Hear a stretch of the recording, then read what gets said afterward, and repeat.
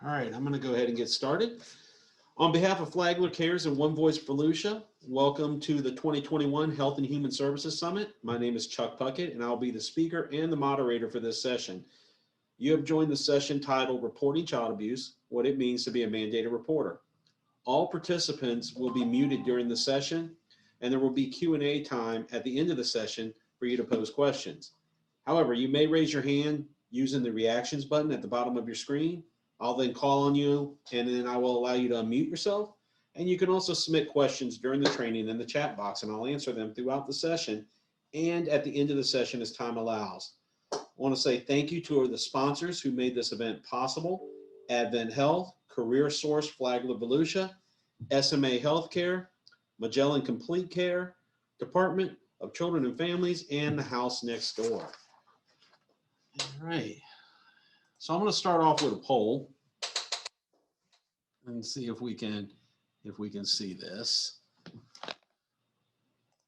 Some of y'all may have saw the poll online, but I'm going to launch it now anyway. If you just take a second, can everybody see the poll? Just shake your head at those that are on camera. Perfect. Okay. All right. So the questions I'm asking is it legal to spank your child in Florida?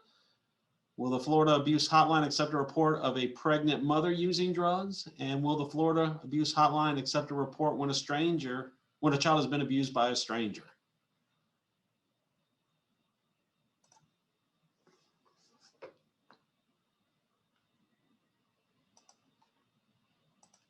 I'll give everybody some time to answer.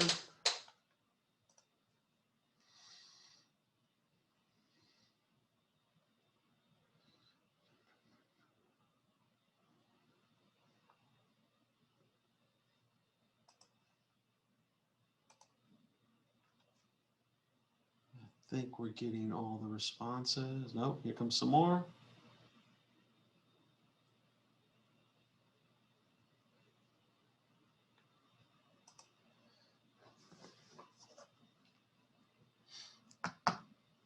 I'll give it just another minute. All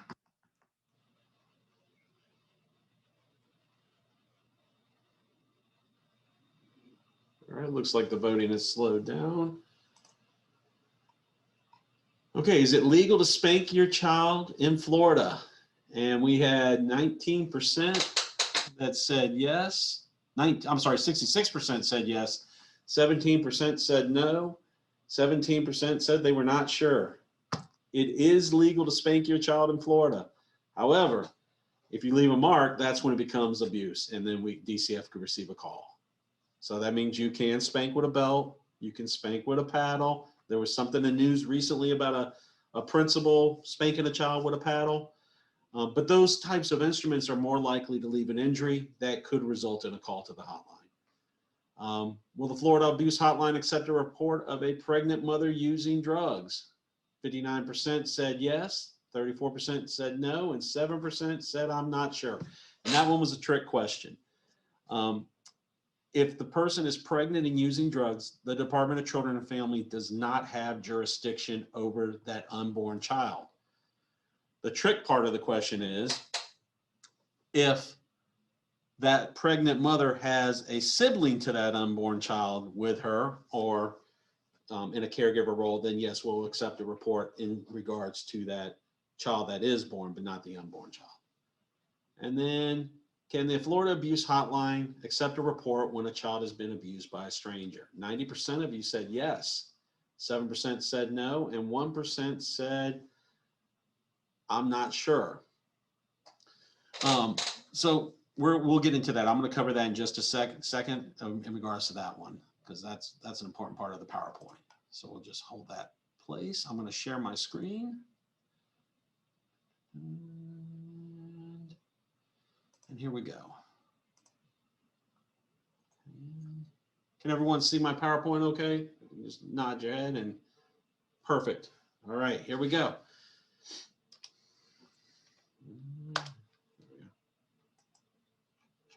There we go. All right, just making sure it's working. Okay, so I'm going to give you a few definitions, and this PowerPoint will be distributed out to the group after this training's over with. But for the department's purposes, a parent is a woman who gives birth to a child, and a man whose consent to the adoption of the child is required under Florida Statute 63-062.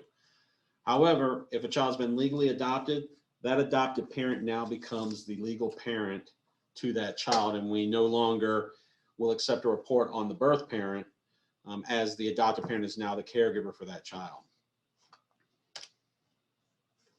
So the department, and this is what goes to that poll question, we accept reports on caregivers of children. We do not accept reports, with the exception of human trafficking, on strangers that may have abused a child or someone that's not in a caregiver role.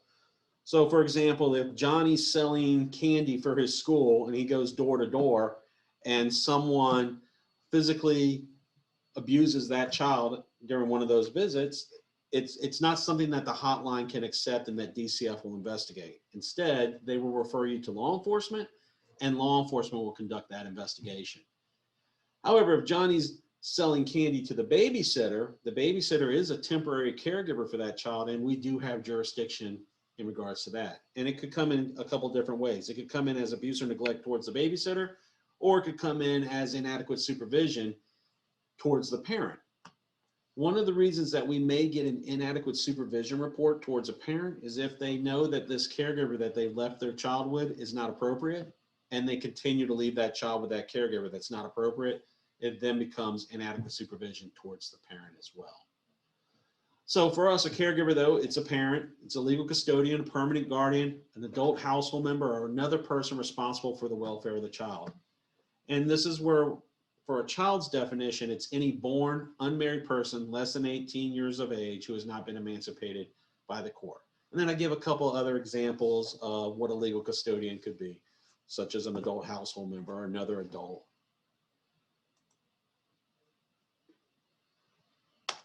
Yeah. And the reason I include these definitions in the PowerPoint that I'm going to be giving out to you guys is so you have it for handy reference in the future. So again, here's some more examples of caregivers: legal custodians, foster parents, employees of private schools, daycare centers. However, for institutional investigations, it does not include law enforcement officers or county detention facilities or the Department of Corrections. We will get reports on daycares. We will get reports on schools. We have gotten reports on treatment centers, but not law enforcement. They have their own investigative mechanism.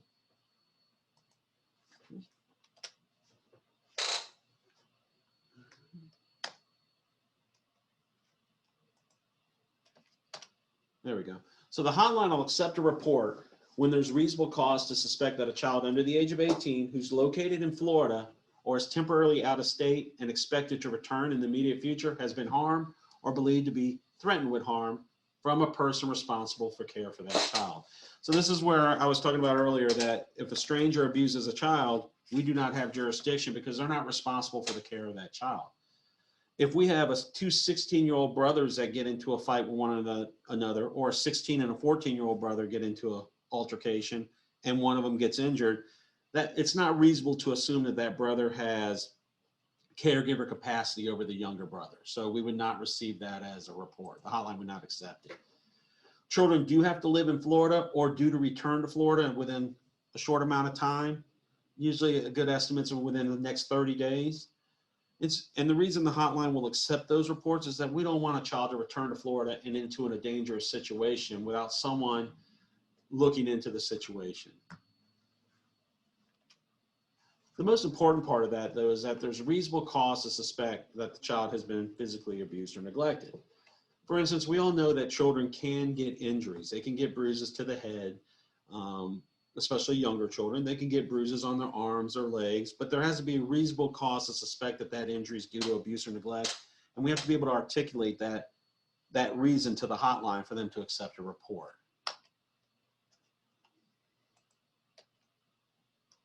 All right. So I'm including the definitions of abuse, and it's any willful or threatened act or omission that results in any physical, mental, sexual injury or harm that's likely to cause the child's physical, mental, or emotional health to be significantly impaired. So when I was going back to the reasonable cause to suspect, I'll give you a little war story because I like to throw those in with my training. It goes so much smoother when it's live, but we're going to make this work. So I was giving this presentation to some school teachers, and the school teachers indicated that they had tried to report an allegation of abuse to the hotline. They had a child that had bruises up and down his forearms, and the hotline would not take it. Now, this child was 16 years of age.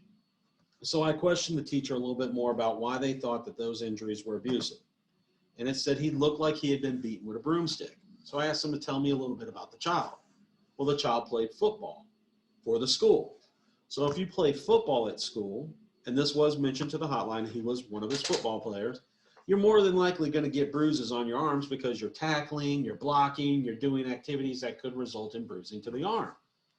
However, what was not reported to the hotline is that the child came from an abusive household. There was domestic violence in the household. The child continued to intervene when his mom and dad would argue with one another, and that there was some alcohol abuse in the household. The only thing that was reported to the hotline was my football player has bruises on his forearms. So the hotline screened it out. Now this report was made through a fax. The best way to make a report is by calling the hotline because it gives the hotline counselor an opportunity to ask questions. And had they asked questions like I asked of the teacher, it may have came out why there was reasonable cause to suspect that this child was injured intervening in a domestic violence altercation. But because it was faxed in as a report, it just talked about the bruises. So it's just something to keep in mind that sometimes the injury itself is not what the abuse report is actually about. It's about the circumstances surrounding that injury. And the child has bruises, we know that, but how did they happen? What made you want to call the hotline? And it was because of that history. So it's just something to keep in mind when making a report. Let's see here. So for us, discipline versus abuse. So now, like I said earlier, you can spank a child in Florida, you just can't leave injuries. And if you use an instrument to strike a child, there's a greater likelihood of leaving an injury. For discipline to be considered excessive or abusive, it's never acceptable to sprain or dislocate a body part. You shouldn't fracture a body part. You can't cause asphyxiation. You can't burn or scald your child. You shouldn't cut them, puncture them, bite them.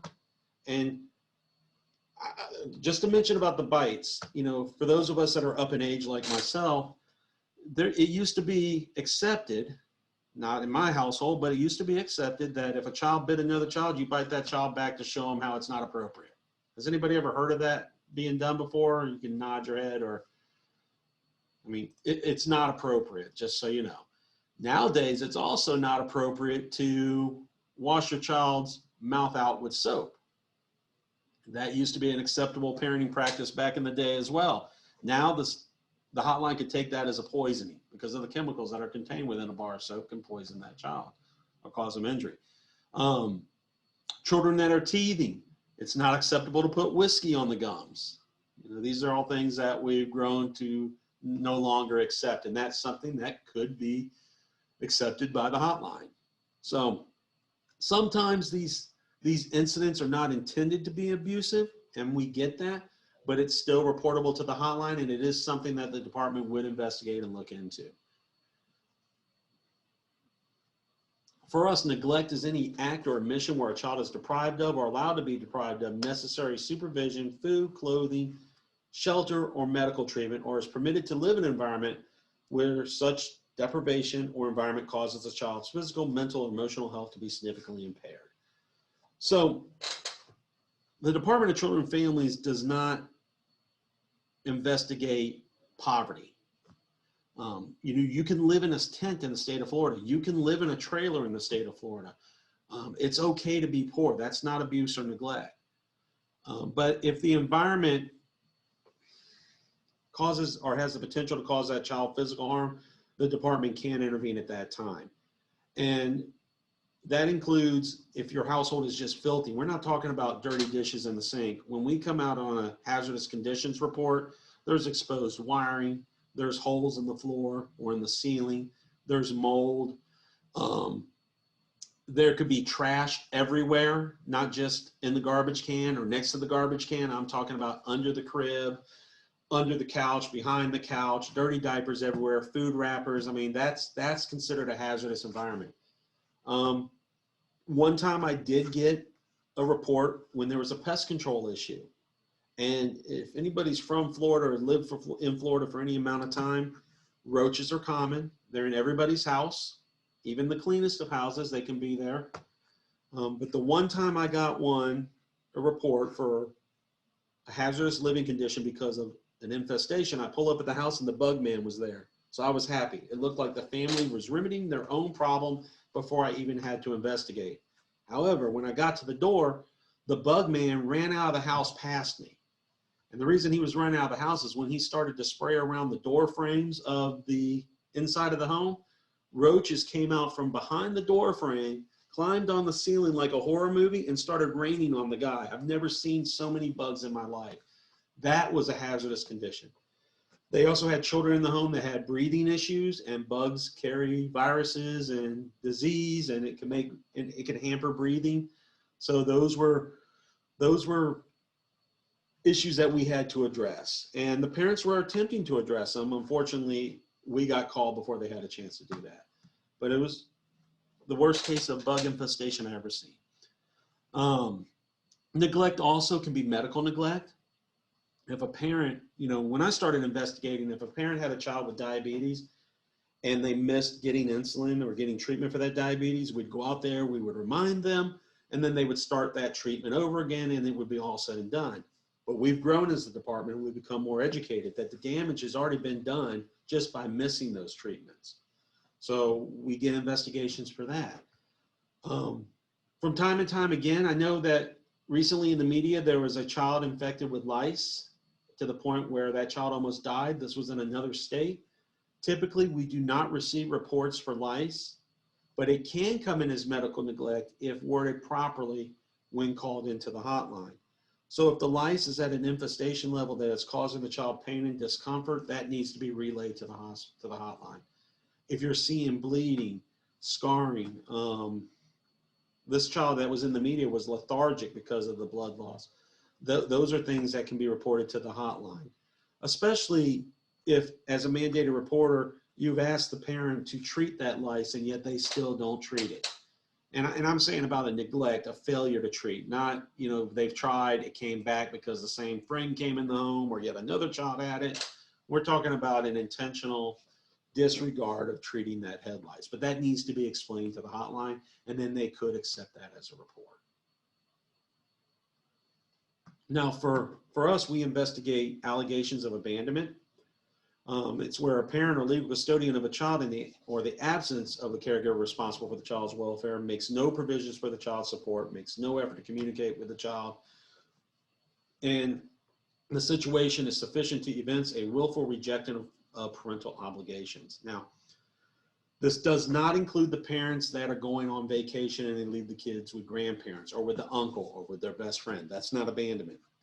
Abandonment could be, though, the parent that just walks out of the house one day, doesn't make arrangements for the child, even if they live with grandma and grandma is always watching that child, you still have to make arrangements. You just can't disappear for 2 weeks and hope that grandmother has everything she needs to provide for that child. That would be considered abandonment. Now, a lot of our abandonment type reports, though, the majority of them that we get come from institutions like the Department of Juvenile Justice or from Halifax Behavioral Services. And it's because a child is demonstrating some behaviors that are disruptive to the family, and they either get detained at DJJ or they get admitted to HBS, but then they're ready for discharge, but the parents do not feel comfortable enough to pick up that child yet. They do not feel safe. And at that time, a report could come in for abandonment because they're unwilling to pick up their child. For whatever reason that they do not feel safe, we still have to investigate that. And we want to keep the focus on the child's behaviors and not turn the attention to the parent and their refusal to pick up the child. Because if we do that, abandonment does become a verified type of abuse report that could lead to a criminal prosecution as well as their children being removed from their care. But we can always wrap around services with that family to try to help with that child's behavior so they feel comfortable bringing that child back into the home and they're not in this alone. And that way we can keep the focus on the children's behavior as opposed to the parent refusing to pick up their child.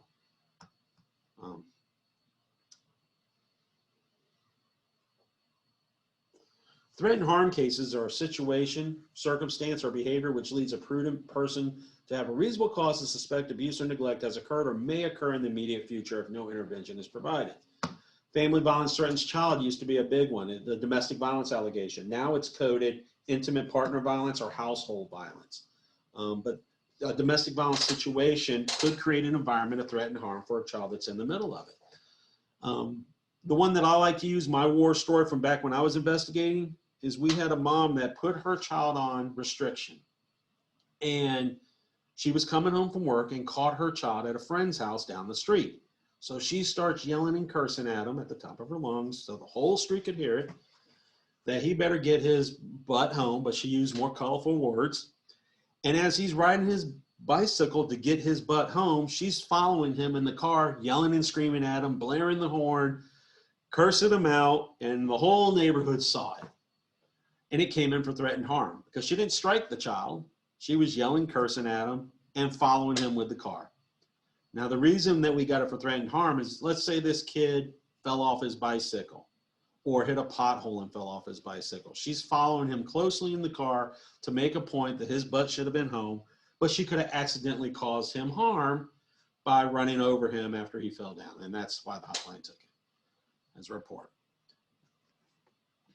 But that's an example of a threat and harm report that I've seen. We also take child-on-child sexual abuse reports. It's a child who engages in sexual behavior which occurs without consent, equality, or result of coercion. So that could be an older child and a younger child. It does not include teenagers having sex, even teenagers as young as 13, 12-year-olds sometimes are having sexual intercourse. It may not be appropriate, but we're not the department of investigating whether or not a condition is appropriate or dysfunctional. We only investigate allegations of abuse and neglect. And so it's not considered abuse or neglect unless there's the without consent, without equality, or result of coercion. And we will get that. We also transfer it to our local law enforcement to also investigate with us. Human trafficking is another one that we investigate. This is one where it does not have to be a caregiver. And we're not talking about just the typical prostitution that you see on a street corner. These are children that sometimes may think that their abuser is their boyfriend or girlfriend. However, they're accepting goods or money for services, and it's not a boyfriend or a girlfriend. It is their pimp pimping them out. So sex trafficking is a commercial act, which includes prostitution, pornography, and exotic dancing. Human trafficking of a child is the recruitment, harboring, transportation, provisions, or obtaining a child for labor or services through force, fraud, or coercion. And we do accept that, and we do a joint investigation with law enforcement in those reports as well. But we also get human trafficking reports for the forced labor. We have a couple of farming communities in different parts of Circuit 7, like Putnam County, and sometimes we'll get reports out there that children are being used as slave labor. So it's not always just sexual-based human trafficking that the department can receive. Now, the Florida Abuse Hotline, their mission is to provide quality customer service while assessing abuse and neglect to ensure protection of Florida's vulnerable children. And there are a couple of ways to report abuse. And as I mentioned earlier, the best way really is the 1-800-96-ABUSE number. That is the best way because you're talking to a counselor. They have a chance to ask questions and dig a little bit deeper into why someone's making that report. Now, sometimes there could be a delay getting a hold of a counselor, but in the years that I've been doing this, they have improved greatly, and most people are only on hold for a minute or two. You can fax a report, the fax number is included, or you can do a web-based report as well, and that's a typo. There shouldn't, oh, no, that's right, dcf.state.fl. So the web-based is good. It's the second best way to do it, but telephone is the best way to do it. Like I said, because someone can question you.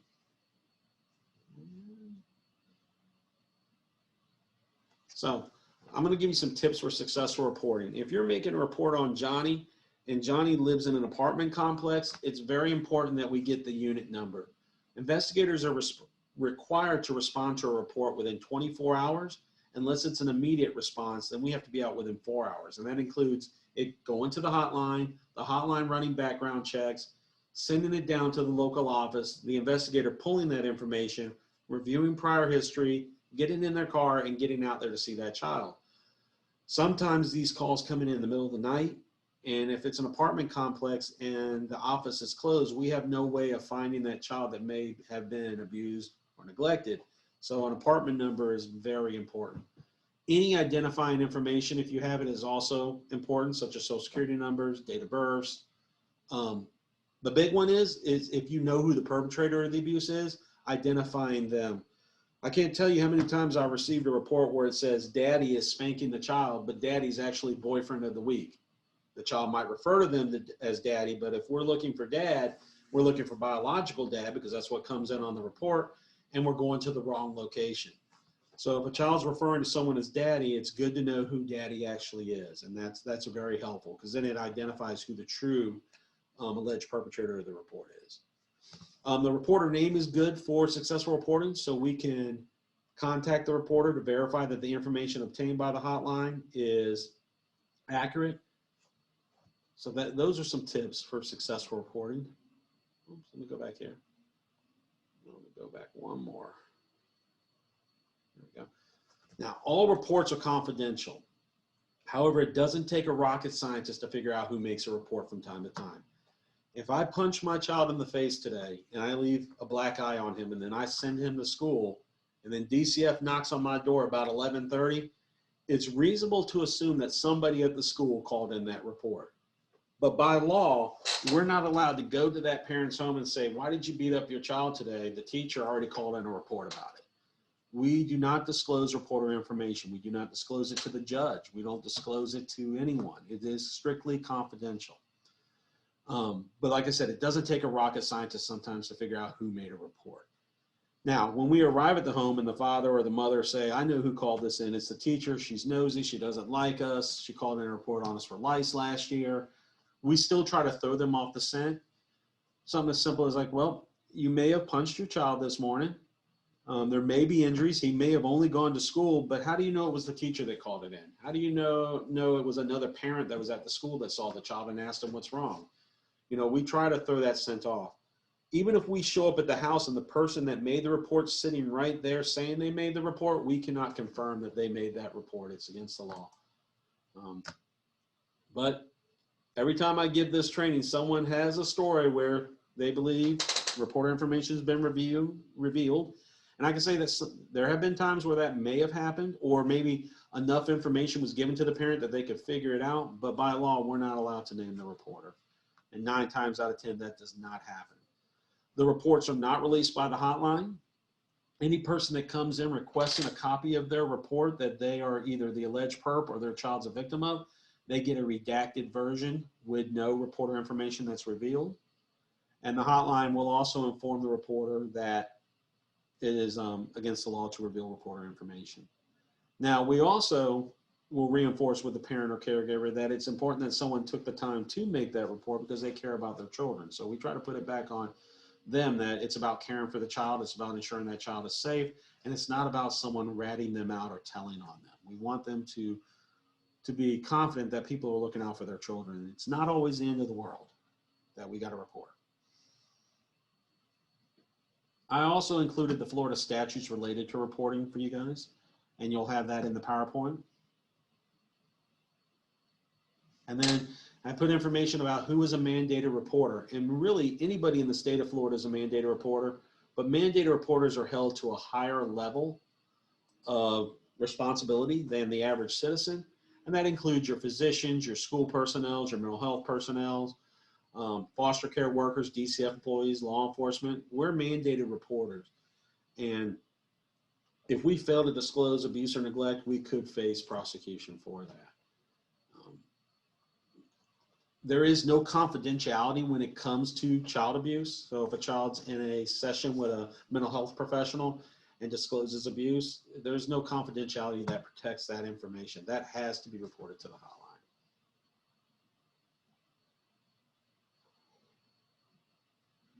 And then again, who will know that?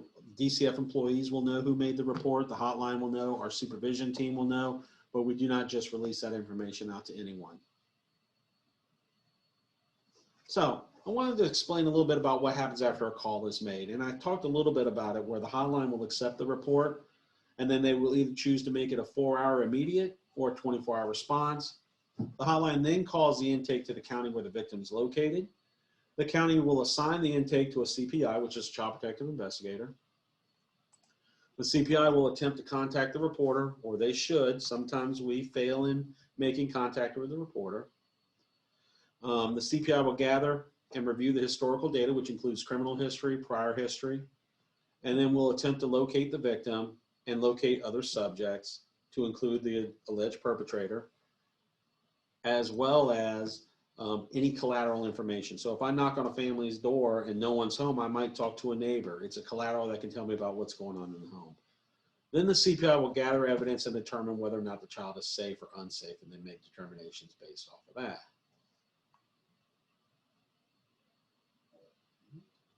Then I wanted to show, if we determine that a child is in present danger, can you see my pointer? Can someone shake their tongue? Yeah, can you see? Okay. So if we make initial contact and we see that a child's in an environment that there's present danger, we'll enact a present danger safety plan. And safety plans are different than they were 20 years ago. It's no longer a promise not to spank or harm your child. It's about putting a protective bubble around that child to protect them whenever the danger threat's active, until we can say that that child's in a safe environment. And that means someone's either coming into the home or someone's coming out of the home. And whoever comes into the home needs to help manage that danger threat. So if there's a concern that mom's abusing alcohol while the child's at school, we need to ensure that someone's there when the child gets home from school that can provide for that child and manage that situation so the mom or dad who's intoxicated doesn't further abuse or harm their child. While that present danger plan's in effect, we gather more information to support our case, and then we assess for what's called impending danger. And impending danger is whether it's likely or not that whatever led us to investigate and find present danger is still going to continue and still be happening after our investigation's over. If so, then that child's deemed to be unsafe, and then we start looking at how we're going to intervene. If a child's deemed to be unsafe, they have to have case management in that home to help the parents strengthen their protective capacities. And that case management can continue our safety plan or modify our safety plan, but it is formalized case management. And it can happen numerous ways. It can happen through in-home non-judicial services. It used to be called voluntary protective services back in the day, but it's no longer voluntary. It has to happen. This family will get services, they'll have case management, and they'll work towards strengthening protective capacities, and the child can remain in the home. However, if we don't feel that that's doable, if the child's not able to be safely in that home, we can remove that child from the home. The children will still have, and the parents will still have the same case management, the same services. The only difference is there's now a judge involved, and that judge will oversee the case, and that child will be placed out of home either with a relative, a non-relative, or into the foster care system. If the child, after we assess for impending danger, is found to be safe, then the investigation is closed, but we can refer to community referrals, resources such as parenting classes or ELC for daycare services, or multiple other services that are out there, mental health counseling, or any type of services out there. But the child could still be safe in an environment that is not expected to become abusive or neglectful within the next few months. So that's an opportunity to intervene. Now, we do also have a statute for false reporting. Florida statute protects all mandated reporters as long as they make a report in good faith. However, we do have people that knowingly and willingly make false reports for their own agenda, and that is a third-degree felony. That can result in a fine or imprisonment. But if you make a report in good faith, you don't ever have to worry about a false reporting allegation made against you. I remember, again, back to the war stories, I had a family once that it was alleged that they were using cocaine. We went out to the home, we drug tested them, and they were only positive for marijuana. That parent wanted to file a false report allegation. However, it wasn't a false report, it was still substance misuse. They just got the wrong type of drug. There was still substance misuse occurring. that we had to address. I also added in, which you'll get a copy of this, of contacts for the Volusia County, Flagler County, Putnam County, and St. Johns County areas. These are the main players when we're dealing with child abuse investigations, and I included their phone numbers for that area, so you'll have that. Now what I'm going to do is I'm going to end sharing my screen.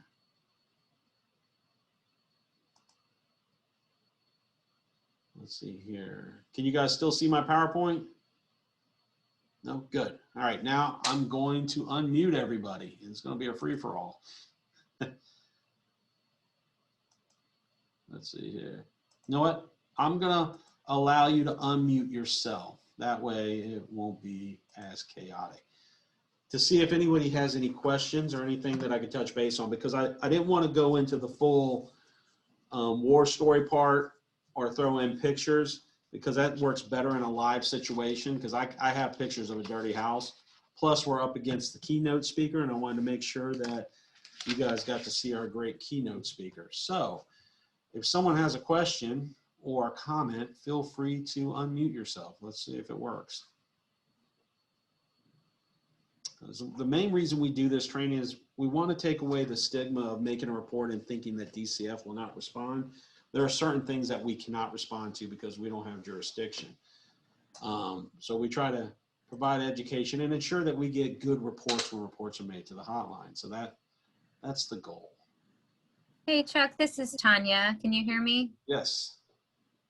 So I saw that you said that you do get, if you report it, a suspected abuse or neglect, you do get contacted by the assigned CPI initially, but do we get a contact as far as the outcome goes, or like if they're going to take the case or not? So the hotline should tell you when the report's made if a case has been accepted. Sometimes it will say that a case is not being accepted, and then a supervisor at the hotline screens it in instead. If you receive a call from an investigator, that means the case has been accepted. Some investigators are good about following up. You can always contact that investigator back. We are supposed to give you our contact information. Now, for instance, I'm going to give everybody my contact information, because if you take out my name and put in the investigator's name, it's the exact same thing. So for instance, my contact information is charles.puckett@myflfamilies.com. But if you're looking for your investigator, say it was Dan Travis Hadley, you would put dantravis.hadley@myflfamilies.com.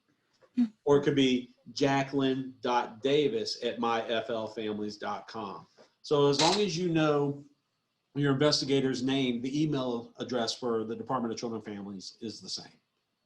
And then on the PowerPoint, it included the program administrator for each area. So if you know which county it's in, and for Volusia, there's East Side and West Side. The program administrator or the specialist for that area can also get a hold of that investigator, and their phone numbers are included in the PowerPoint. Thank you. Mm-hmm. This is let me do my video, I guess.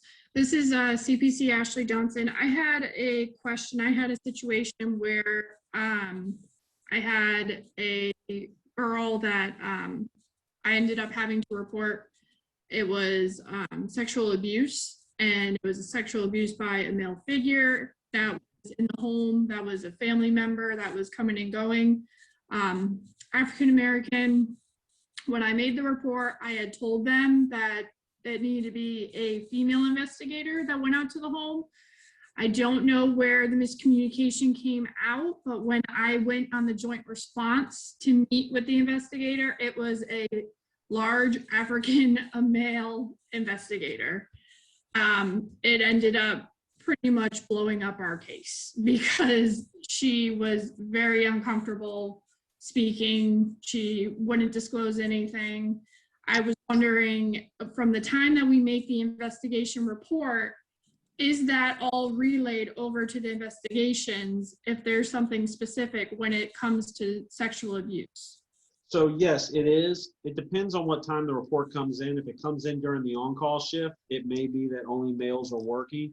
but it is something that we look at, and we even look at it if it's not mentioned. If you see a long history of trauma with a child, and it's a female child, we're not going to send a male out if it's possible not to send a male out.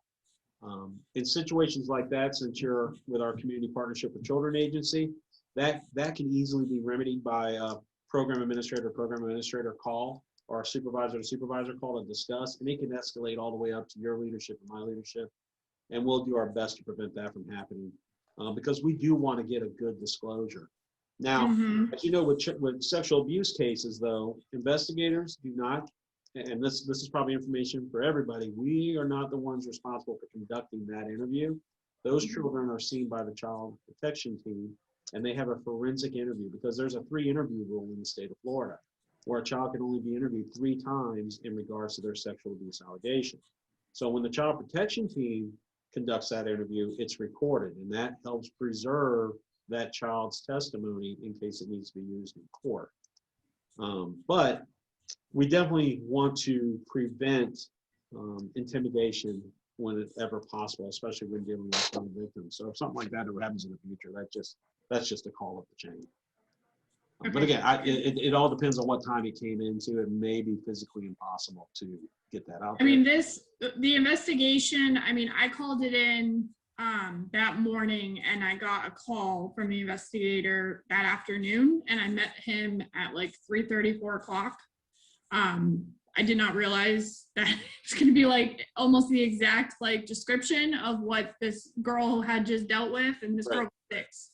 So she was already very scared. So it's always appropriate to pull back and reassess, and we'll work with our partners on that too. The investigator had no idea. Like, he felt horrible about it. That's good. That's good. That's good. Chuck, Yes. if a case is not accepted and you call in a report and the case isn't accepted to the hotline, but it's referred to law enforcement, the person that called is the reporter made aware of that? That way, if law enforcement makes contact with them, The hotline should inform the reporter that they are not accepting the investigation and that it'll be referred to law enforcement. Thank you. Now, it could get accepted still if a supervisor at the hotline reviews that report, because the hotline personnel are scrutinized more so than my investigators. That those reports are reviewed because they want to make sure that no allegations of abuse or neglect fall through the cracks. So it could still get accepted, or law enforcement could go out and find more information and they call in a report, and then it gets accepted that way as well.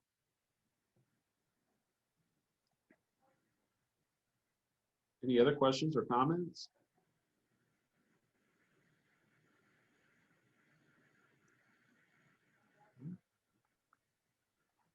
Okay.